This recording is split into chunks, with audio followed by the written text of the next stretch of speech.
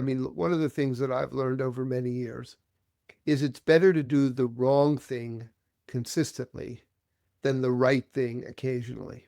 The idea is a child learns more from the consistency than they do from what you're doing. I mean, obviously, I'm making this up Mhm. theoretically, but it's the consistency of a parent interaction with a child that really brings the child into the behaviors that you're describing. Children are curious, children want to learn, children want to please. And if a parent can act consistently in what they're requesting, they're in a much better position, even if what they're doing is not the best choice, than if they're doing the perfect thing, but only occasionally.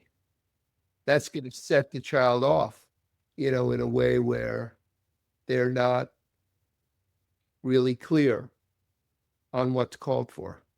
I think parents misunderstand that you cannot look at your child necessarily and know you're doing a good job because kids are sometimes not great.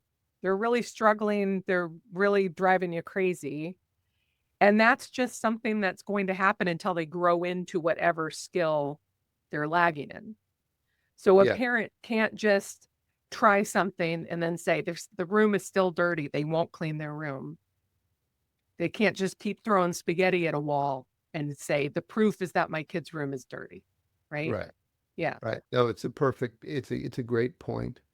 I Here's a way that I conceptualize child development, which I think is a very, very important point to always keep in mind.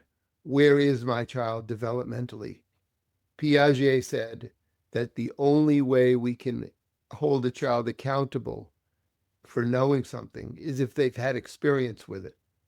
If they've had no experience with it, they they just can't deal with it. It's out of their orbit, so to speak.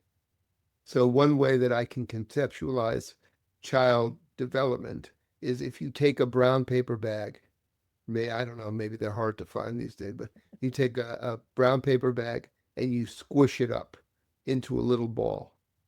And then you start pouring air into it, which is called life. The bag is the child. As life comes in, the bag starts to expand, or this brown mush starts to expand. Different ways, different directions. And then ultimately it starts to look like a human being.